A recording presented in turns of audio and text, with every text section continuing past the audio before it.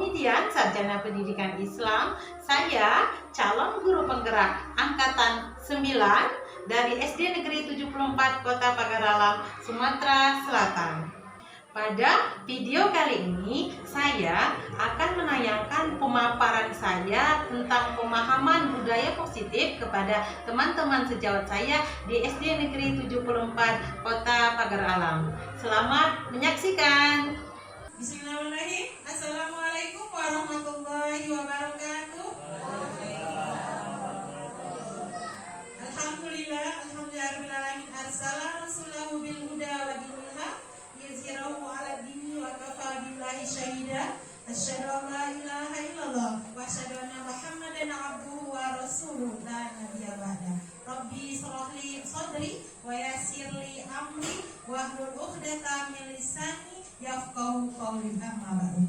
Bapak-bapak, ibu-ibu yang berbahagia, terima kasih sebelumnya sudah menyempatkan waktu untuk mendengarkan kami dalam tugas kami, yaitu modul 1.4 tentang budaya positif. Terima kasih sekali lagi, kami ucapkan terima kasih atas kesempatannya untuk hadir di kantor ini. Bagaimana kabarnya Bapak Ibu? Alhamdulillah, luar biasa. Allah. Ya, semangat sekali ya, seperti biasa kita di kelas sudah biasa ini nanyain kabar ke anak-anak. Dan alhamdulillah Bapak Ibu semuanya sehat-sehat dan bahagia, insyaallah ya. Baiklah, langsung saja. Pada kesempatan kali ini kami sebagai calon guru penggerak Angkatan 9 mendapatkan tugas di modul 1.4, yaitu tentang menyebarkan pemahaman dan penerapan budaya positif. Jadi nanti Bapak Ibu kami sedikit memaparkan apa yang kami pahami, apa yang kami dapat di pelatihan CGP tersebut tentang budaya positif. Dan harapannya nanti apa yang kami sampaikan bisa kita belajar bersama-sama dan bisa kita manfaatkan, kita lakukan di keseharian kita di kelas. Amin ya rabbal alamin. Materi yang akan kami sampaikan hari ini cukup banyak Bapak Ibu, yaitu ada 8 konsep inti budaya positif. Ada perubahan paradigma belajar, disiplin positif, nilai-nilai kebajikan, kebutuhan dasar manusia, motivasi perilaku manusia, posisi kontrol guru, keyakinan kelas, dan segitiga restitusi. Lumayan banyak ya Bapak Ibu, semoga betah mendengarkan kami ngoceh di depan sini. Nah, kalau kita berbicara budaya positif, pasti apa yang terbayang diri kita? Pasti ada hal-hal yang baik ya, hal-hal yang baik yang kita lakukan di seharian. Itu kalau kita bayangkan namanya budaya positif. Nah, ternyata budaya positif bukan hanya seperti itu. Ternyata banyak sekali yang termasuk budaya positif. Apalagi kita sebagai guru, baik di kelas, di rumah maupun di lingkungan sekolah. Pertama, yaitu pembelajaran dengan paradigma baru. Pembelajaran dengan paradigma baru merupakan pembelajaran yang dirancang berdasarkan prinsip pembelajaran berdiferensiasi, sehingga para peserta didik belajar sesuai kebutuhannya berdasarkan tahap perkembangan sesuai teori psikologi modern untuk mewujudkan profil pelajar Pancasila. Jadi inti semua yang ada yang kita pelajari itu menuju ke siswa yang berprofil pelajar Pancasila.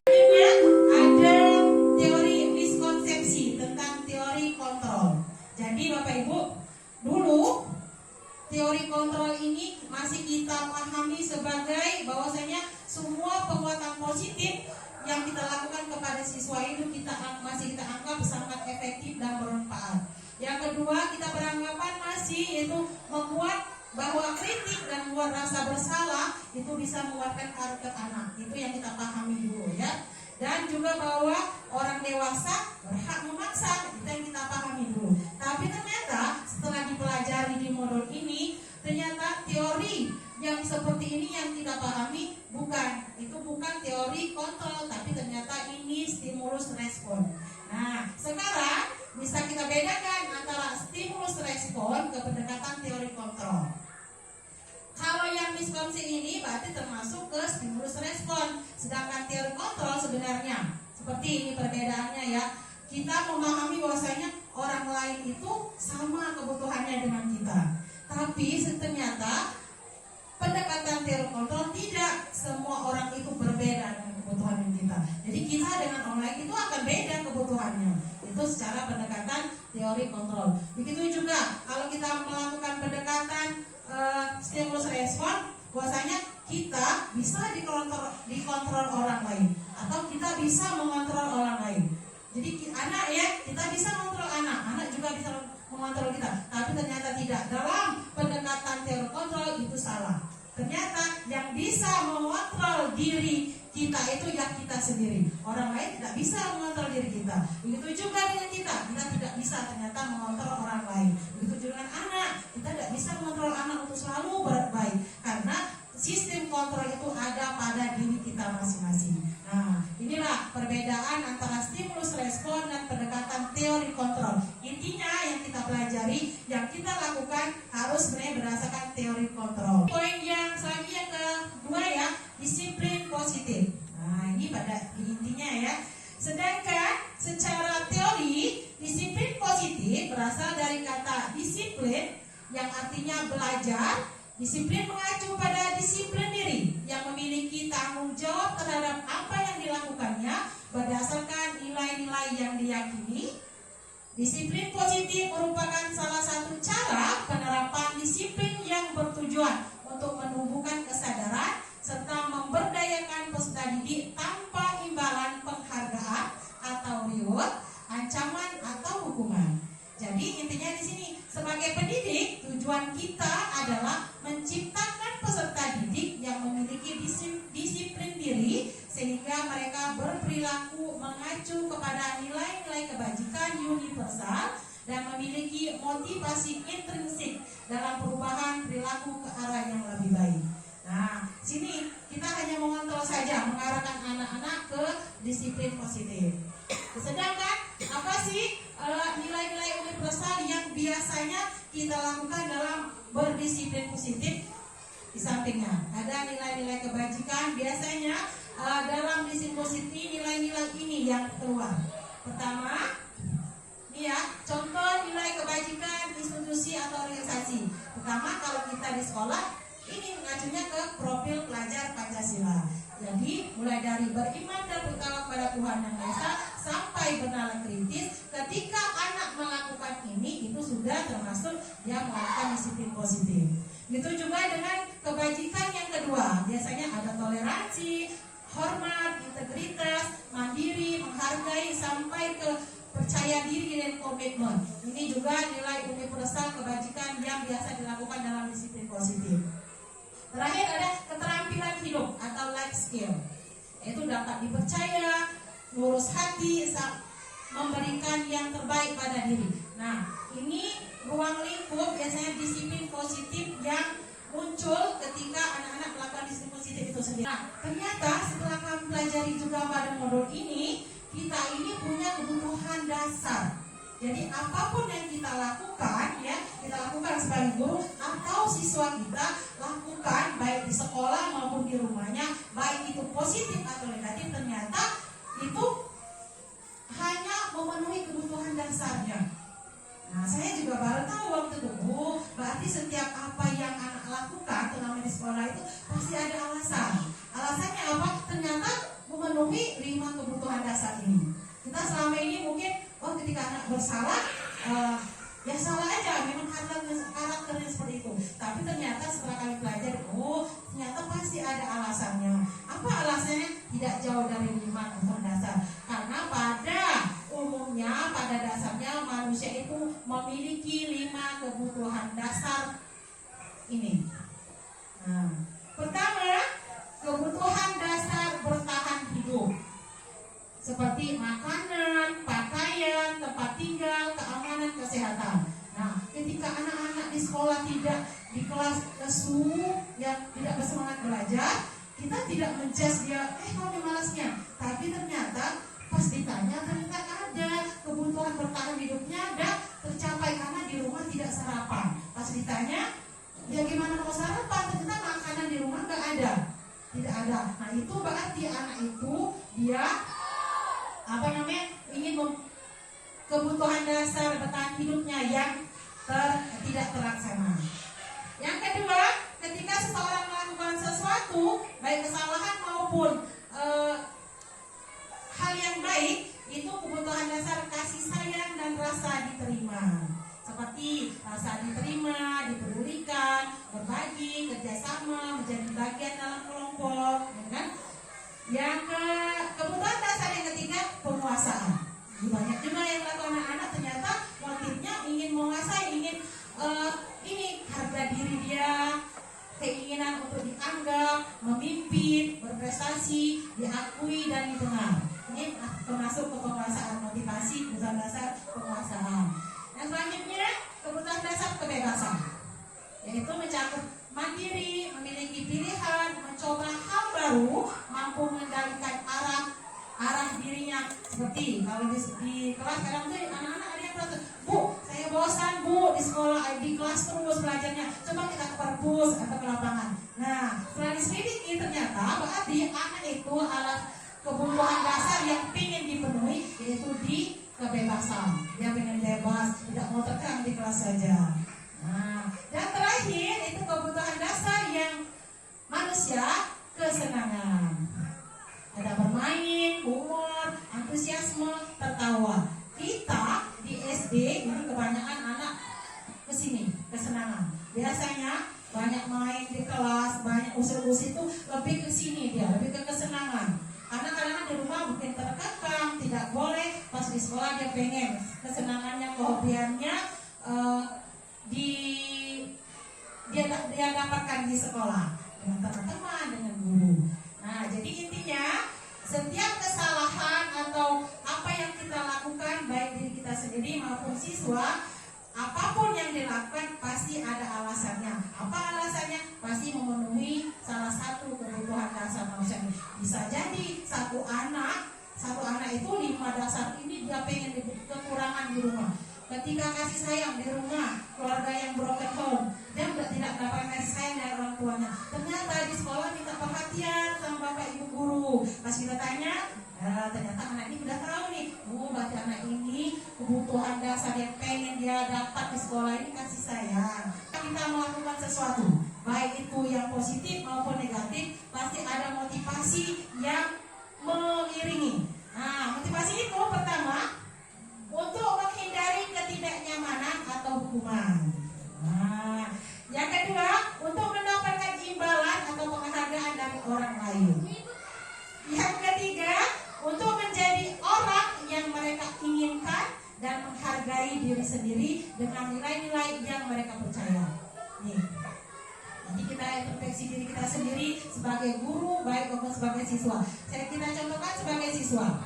Pertama, ketika anak mungkin datang tepat waktu, pagi-pagi sudah datang.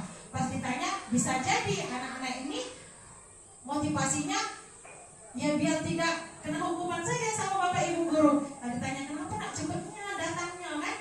Ternyata dia hanya biar tidak kena hukuman Bu, biar tidak ditanya sama ibu guru, biar tidak ya dia biar dia nyaman aja, tidak kena hukuman, gitu kan? Atau ada juga yang melakukan datang pagi hanya untuk penghargaan. Mungkin kita guru-guru, siapa yang rajin datang nanti kita dapat hadiah. Ada yang motivasinya, dia datang cepat, dia melakukan hal yang baik, hanya ingin dihargai, dapat hadiah, gitu ada.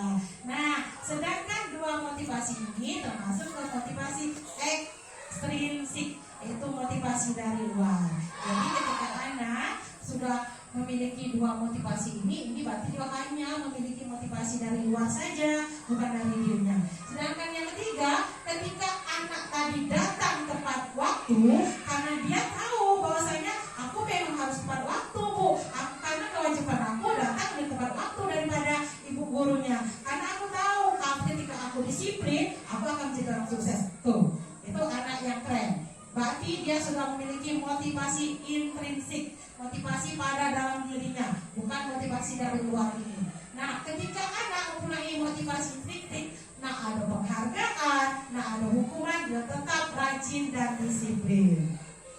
Selanjutnya, ini ada 3 Bapak Ibu, ada hukuman, konsekuensi, dan restitusi.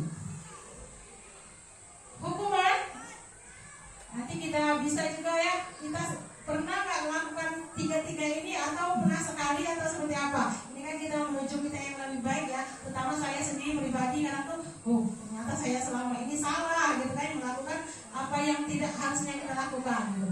Yang pertama, hukuman. Kami gambarkan ya, hukuman itu sesuatu yang tidak terencana atau tiba-tiba murid tidak tahu, yang tahu hanya guru, makanya dia dikatakan satu arah, yang dibuat hanya satu dari guru saja, gitu kan?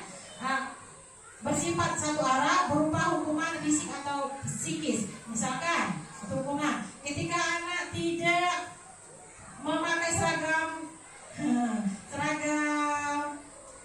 pas upacara, nah hukuman kalau kita melakukan hukuman ini sudah memang tidak ada kan aturannya seperti tertulis bagi anak-anak, langsung kita kamu berdiri misalnya di lapangan, itu sebagai hukuman.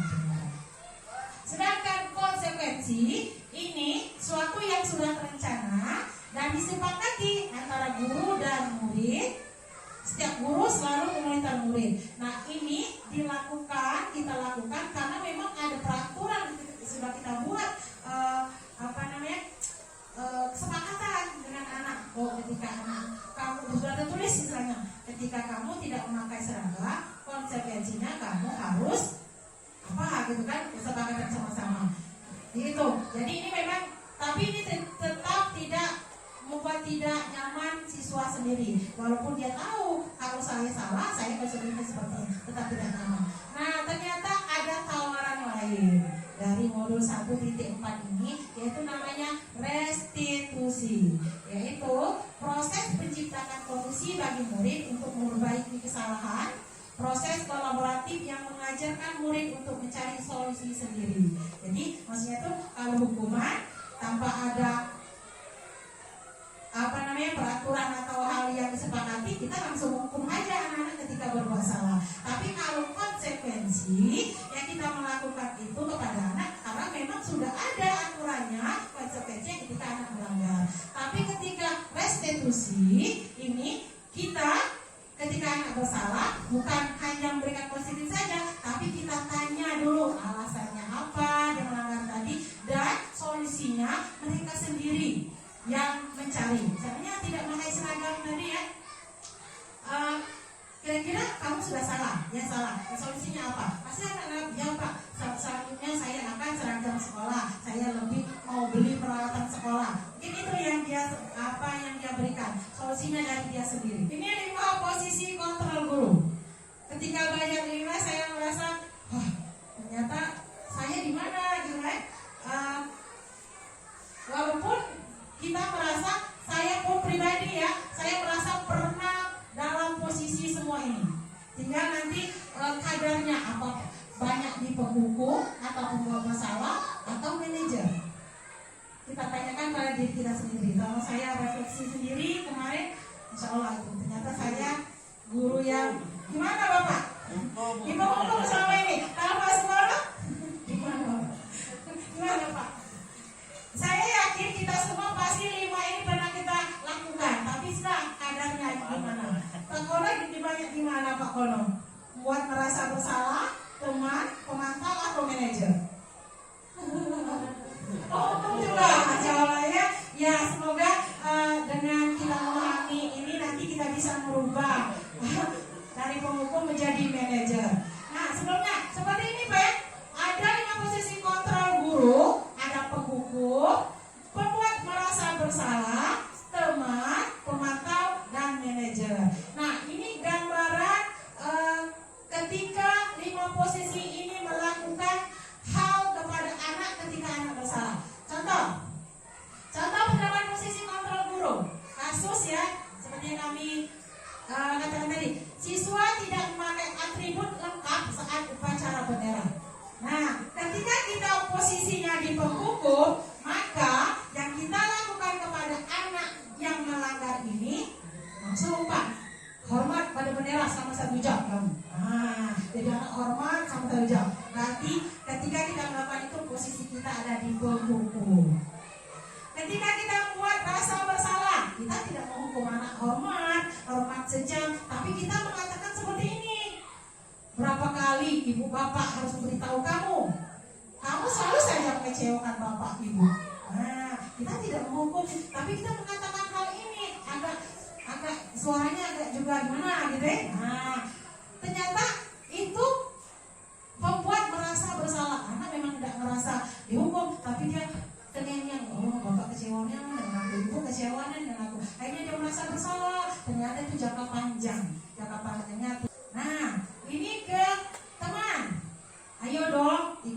dalam sekolah, tolong bantu ibu, bapak ya sekali ini. Ya sudah, tidak apa-apa, lain kali jangan sampai berbuat seperti ini lagi ya. Nah, saya pernah sering menilai anak-anak, anggap anak-anak ya. Ternyata kita itu memposisikan sebagai teman. Dan selanjutnya pemantau. Kamu sudah melanggar peraturan di sekolah, kamu tahu konsekuensinya. Setelah upacara, kamu beli atributnya ke koperasi dan jangan diulang lagi ya. Ini sebagai pemantau. Tapi dia bapak guru sendiri yang memberikan solusinya. Nah sekarang ke manajer, apa yang dikatakan manajer? Seorang guru yang memposisikan dia sebagai manajer. Ini yang lakukan. Apakah kamu tahu kesalahanmu? Kira-kira bagaimana kamu memperbaiki kesalahanmu? Bisa kita bedakan ya Bapak Ibu. Kalau ke pemantau ini dia langsung berikan solusi karena ketika tidak lengkap ya kamu harus beli di koperasi dengan. Tapi yang ini ditanya dulu apa kamu salah, apa alasannya dan solusinya apa. Pasti anak coba menjawab seperti ini biasanya. Ya Pak, Ibu saya salah, nanti saya akan beri atribut ke koperasi Ibu. Tapi dia sendiri yang memunculkan solusinya itu, bukan dari kita. Nah kita karena itu memang solusi sebenarnya yang kita yang pengen lakukan, langsung ya oke. Berarti kamu sudah tahu apa yang harus kamu lakukan. Silakan lakukan selanjutnya. Seperti itu ya Bapak Ibu. Jadi dari 5 posisi kontrak yang dianjurkan ternyata bukan penghukum, bukan pembuat bersalah, bukan yang lain, tapi yang dianjurkan seorang manajer. Saya kecewa sekali dengan kamu. Ini kira-kira posisi mana ini Pak? Membuat merasa bersalah. Ya, oke, saya kecewa sekali dengan membuat rasa bersalah. Ketika kita katakan, kecewanya ibu sama kau nih, saya ini terus. Nah, memang dia tidak kita hukum, tapi ternyata kita sudah membuat dia merasa bersalah. Ya, bagus Pak Arman. Selanjutnya ayo tebak Bapak Ibu, kamu tidak pernah benar melakukannya. Kira-kira apa ini? Mantap. Iya, pemantau. Ini pemantau nih, ya. Nah, pemantau atau penghukum Pak? Pemantau bisa ya. Rencanamu untuk menyelesaikan masalah ini? Mana ini? Ya, bagus manajer. Oke, berarti manajer sudah tahu ya, sudah kelihatan dari kata-katanya sudah tahu apa rencanamu untuk menyelesaikan masalah ini. Jadi solusinya dikasihkan ke anak. Itulah. Selanjutnya, ayolah lakukan demi Bapak Ibu ya. Ini teman. Oke. Teman. Selanjutnya, kamu tidak pernah mendapatkan nilai jika tidak mengerjakan tugas. Ini juga pemantau ya Pak? Ya pemantau. Oke. Nah, selanjutnya Bapak Ibu materi selanjutnya soalnya tentang keyakinan kelas.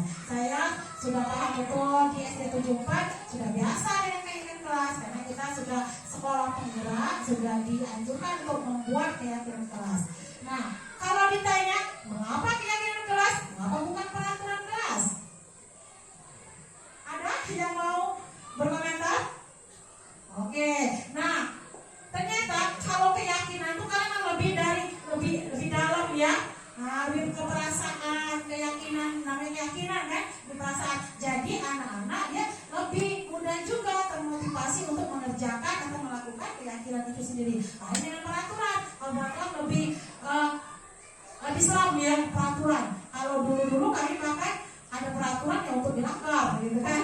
Nah, jadi makanya kita menuliskan keyakinan kelas biar anak-anak lebih termotivasi ketika dia yakin bahwasanya apa yang dituliskan itu memang suatu yang baik untuknya. Keyakinan kelas sendiri itu ditulis berdasarkan bersifat abstrak, kata-katanya ya bersifat abstrak, berupa pernyataan universal, dibuat dalam pernyataan positif sedikit saja. Maksud itu tidak panjang, tidak terlalu panjang kata-katanya. Sesuai kondisi kelas kelas dan sekolah sehingga mudah diterapkan. Semua warga sekolah, warga kelas melibatkan saat membuat keyakinan kelas.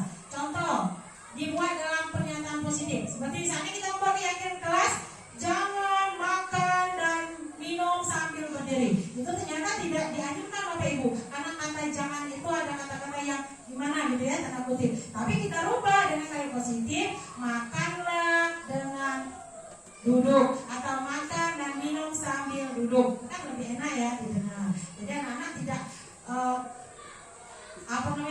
pas baca ada hal yang gimana gitu kalau jangan, gitu kan? Seperti itu. Dan yang lainnya, saya yakin Bapak Ibu sudah paham semua.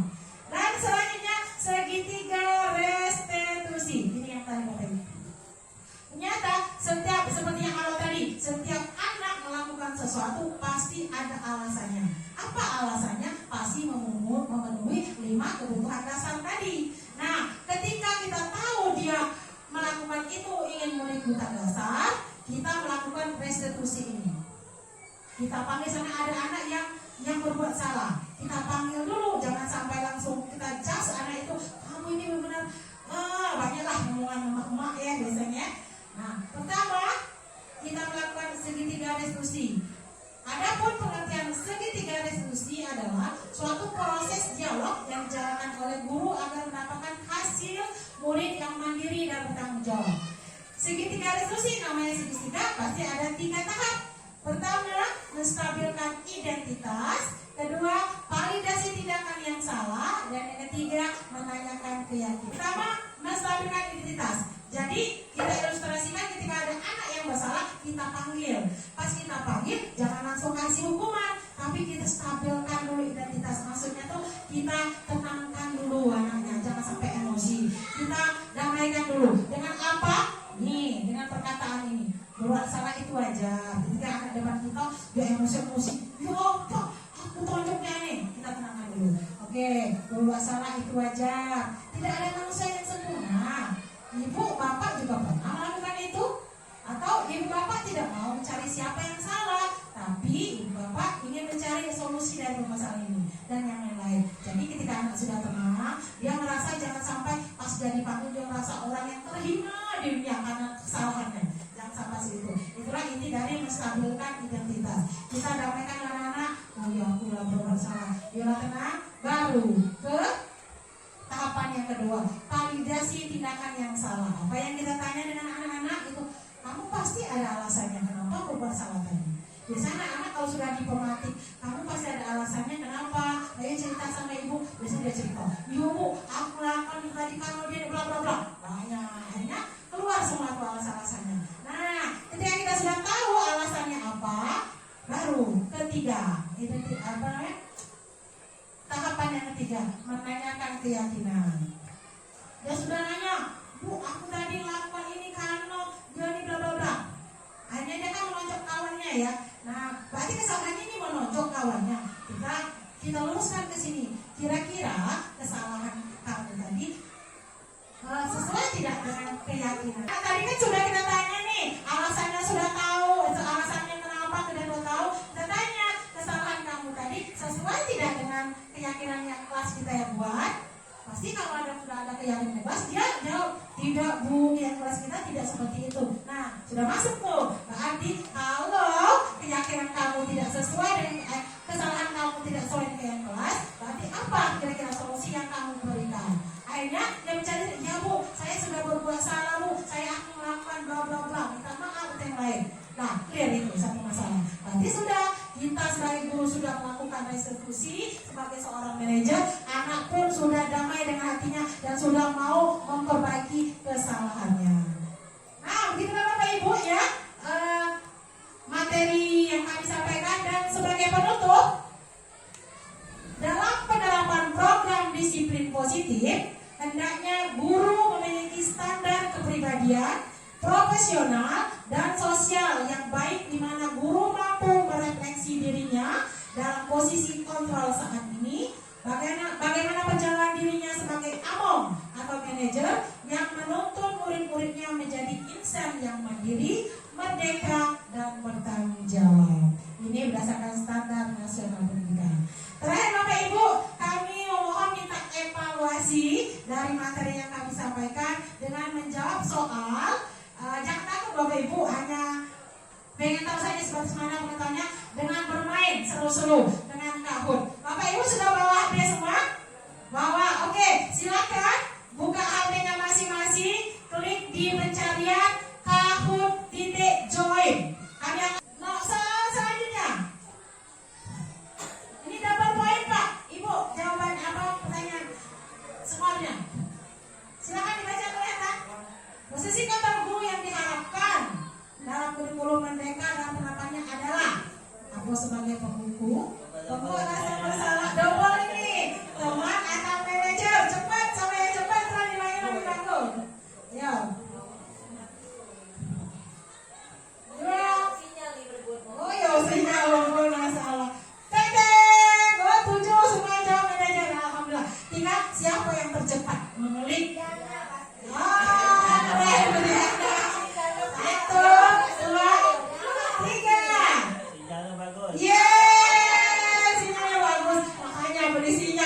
Udah. Iya, beli panas sama mesinnya. Oke, 2.762 karena double ya. Yang kedua Ibu Wilda, 3 Ibu Piti, kurang Pak Romanto. Kurang cepet. Sudah betul, sudah bagus, tapi kurang cepet saja. Tetap ada skornya nanti. Lanjut soal selanjutnya. Soal selanjutnya ya. Silakan dibaca. Ibu kecewa dengan kamu. Letakkan posisi kontrol. Untuk membuat rasa bersalah teman atau manajer. Ayo. Ayo. Sinyal ya. Sinyal ada musiknya. Udah, habis. Nah.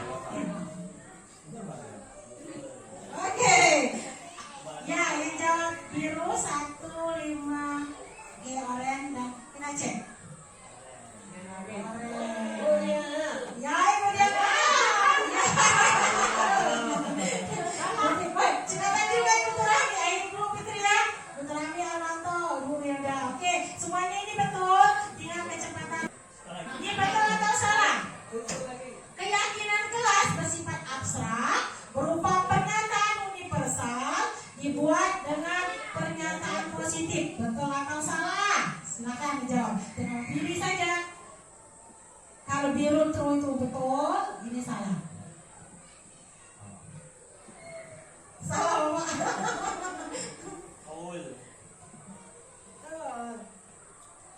Ya, alhamdulillah. Semuanya betul, menjawab benar. Kita cek siapa yang tercepat klik tadi. Teneng. Ibu Diana lagi. Pak Armanto, Bu Fitri, Wilda, Aritrami. Cuma 5 berarti yang dimunculkan ya. Soal selanjutnya. Juara itu Bu. Iya. Nah, oke, 3 tahapan segitiga restitusi kecuali betul atau salah ini? Tadi kan ada 3 nih tahapan restitusi. Nah, kecuali yang salah, yang mana? Ayo, kita berikan identitas. Validasi yang salah menanyakan keyakinan mengatur rencana. Yang mana yang bukan dalam segitiga tahapan segitiga restitusi. Ayo. Joro. Ya, siapa yang tercepat? Oh, yang jawab dua-dua itu. Berarti kita ulang lagi metodenya ya. Kita cek. Oh, keren. Yeay, pasti 110. Oke, keren. Selanjutnya, ada 2 soal lagi. Nanti akan tahu peringkat 1, 2, 3 keseluruhan nilai. Silakan dibaca Bapak Ibu. Menanyakan alasan anak berbuat suatu kesalahan masuk dalam tahapan segitiga restitusi apa? Jujur. Oh, hijau. Ini salah.